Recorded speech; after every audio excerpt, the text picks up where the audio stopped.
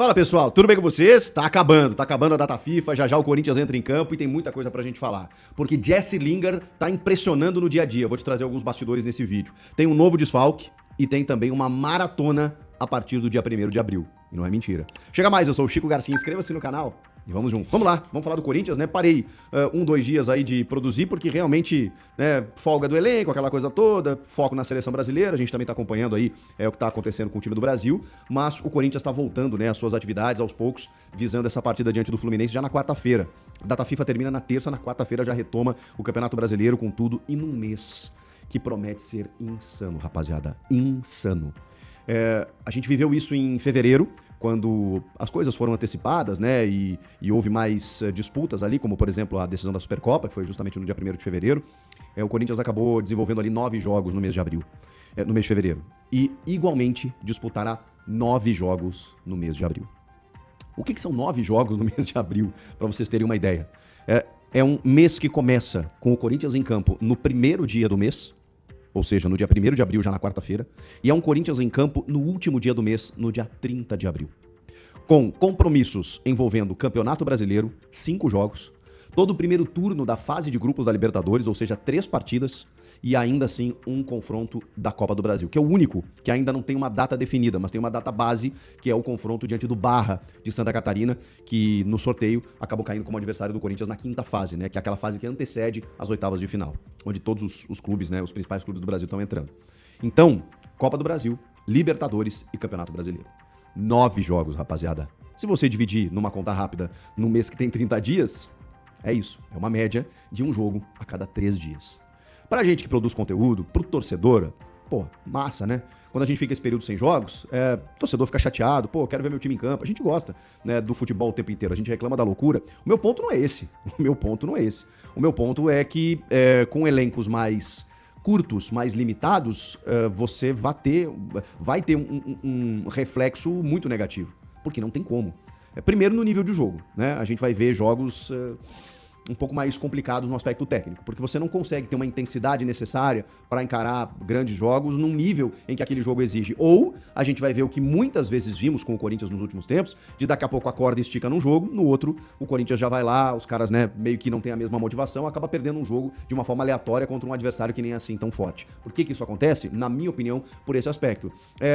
Muita gente pode falar que isso é um atenuante, que eu tô passando pano pro time, porque isso, de certa forma, pode ser usado como muleta, né, como uma desculpa. Então quer dizer que não jogou tão bem pelo aspecto físico, mas eu não tenho como desconsiderar esse momento. Esse aspecto físico que já traz reflexo na prática. Ou vocês acham que é corriqueiro? Vocês acham que é natural o que está acontecendo em termos de lesões musculares? E aí a gente já viu o Yuri Alberto se ausentar por muito tempo, voltou agora. O Memphis, desfalque. O Caio César, a gente não sabe se ele volta contra o Fluminense, a tendência é que não, porque ele não tá participando dos treinamentos.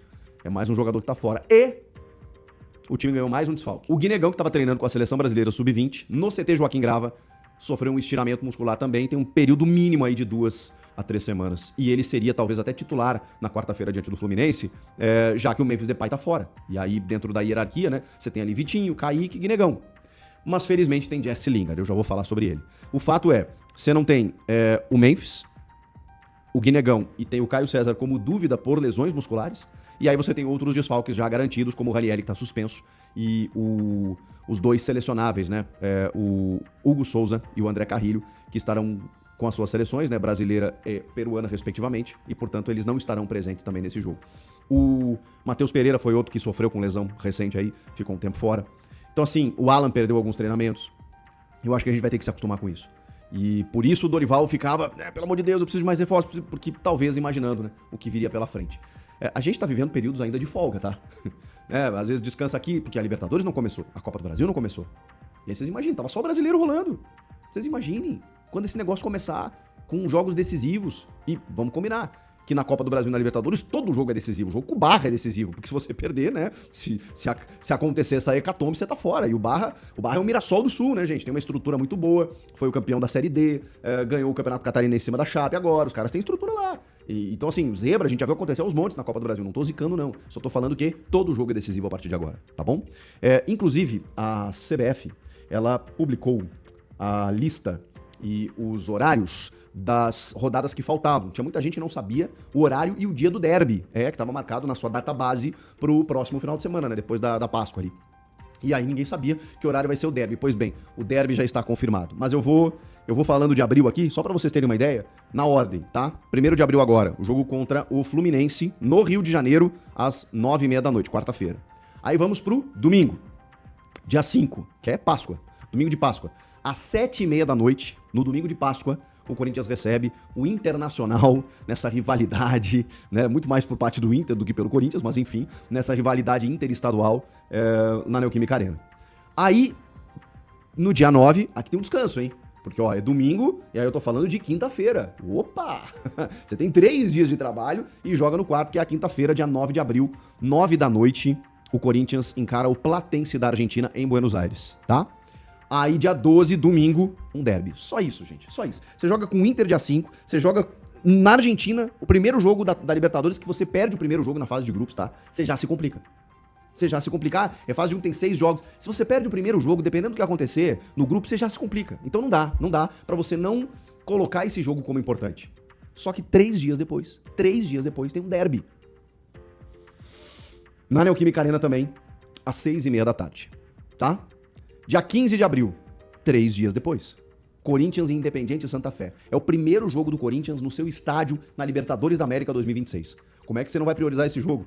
E dependendo do que acontecer contra o Platense, esse jogo vira decisivo mesmo. E é o primeiro jogo diante da torcida, contra o Independiente Santa Fé da Colômbia. Quarta-feira, 9h30 da noite, 15 de abril. 18 de abril, 3 dias depois. Aí é sábado. Quando ele joga em casa pela Libertadores na quarta, no sábado, Salvador, Bahia. Então assim, ó, quinta descansa do jogo, a sexta já viaja pra Bahia, porque sábado já encara o Vitória. Cara, que loucura. Sábado, 18 de abril, 8 da noite, Vitória e Corinthians. Aí na outra semana tem o Barra, que a data ainda não tá definida. Pode ser na terça, pode ser na quarta, pode ser na quinta. Porque como o Corinthians jogou no sábado, pode ser que ele jogue na terça. Não sabemos, só que é fora de casa, Santa Catarina. 26 de abril, eu ainda tô em abril, tá? Eu ainda estou em abril e eu vou terminar em abril, só vou ficar em abril. Ainda em abril, dia 26, no domingo, 4 da tarde, o Corinthians recebe o Vasco da Gama, tá? E aí, no último jogo do mês, 4 dias depois, ó, aqui tem outro descanso. 30 de abril, na quinta-feira, às 9 da noite, o Corinthians recebe o Peñarol pela Libertadores da América na sua casa. A partir daí, já tem datas definidas aqui no mês de maio, mas eu nem vou avançar. Eu vou ficar em abril, com 9 jogos que o Corinthians terá pela frente. Eu cansei só de falar dos jogos que o Corinthians vai ter no mês de abril. Que loucura, rapaziada. Enfim, pra gente fechar, vamos falar de Jesse Lingard, que deve fazer a sua estreia na quarta-feira, dia 1º de abril agora, contra o Fluminense no Rio. E talvez até como titular. Ele já tá há um mês trabalhando fisicamente. O Corinthians tem, até pela necessidade do que vem acontecendo nos últimos tempos, em questões criativas do time, o Dorival tem focado os seus esforços nos treinamentos, isso é informação, no setor criativo, no setor ofensivo, para tentar trabalhar, para a galera poder descobrir alternativas de como furar defesas mais fechadas, para não ficar apostando só numa bola aérea, para ter mais finalização, para ter mais jogo associativo ali na frente da área. O Corinthians tem trabalhado muito nessa questão. Quando o Yuri Alberto saiu do time, impressionante. Parece que o time desaprendeu a fazer gols. Tanto que está a 7 jogos sem vencer. O Yuri voltou agora, recentemente. Ajudou, inclusive, né, no jogo contra o Flamengo, mas não foi o suficiente para vencer. Mas tudo bem, a gente coloca aquele desconto de que nesse jogo especificamente era o Flamengo. Mesmo que o time tenha tido um jogador a mais durante quase todo o segundo tempo. Ponto, nova linha. O Lingard, ele tem participado muito desses treinamentos na construção ofensiva e, inclusive, tem sido muito elogiado. Muito elogiado pela sua desenvoltura, pela sua versatilidade, né? Um cara que vem do meio, cai pelos lados, consegue combinar jogadas com os demais companheiros, tem boa finalização. O dia a dia do Jesse Lingard vem sendo muito elogiado também pelo aspecto de entendimento, de compreensão, de humildade até na conversa com a comissão técnica, com os demais companheiros, auxiliando os mais jovens. É um cara com uma carreira europeia também, assim como o Memphis Depay, mas o Memphis tem outro perfil, e eu não tô aqui fazendo nenhum juízo de valor de quem é melhor ou pior. Não é isso, o Memphis tem outro perfil. O Lingard, ele é um cara mais sorridente, um cara mais simpático, um cara mais aberto, um cara mais aberto ao diálogo nesse sentido. O Memphis é um cara mais, né, daquele jeito, daquele estilo dele, e tá tudo certo, resolve do jeito dele. O Lingard, ele se mostrou um cara muito participativo, muito colaborativo, e isso tem agradado demais não só a comissão técnica, mas o staff inteiro, a diretoria, os companheiros também, tá todo mundo meio que gostando, assim, né, desses primeiros momentos do Jesse Lingard, que teve a sua regularização finalmente confirmada, né, teve o seu visto de trabalho aceito, nome publicado no BID, então não precisa mais nada, né, coloca o Lingard pra jogar, pra gente ver como é que esse inglês vai se virar aqui no futebol brasileiro. Eu tô ansioso, não sei vocês. Comentem aqui, inscreva-se no canal, aquela inscrição marota, bacana, tô te aguardando. Até a próxima. Tchau!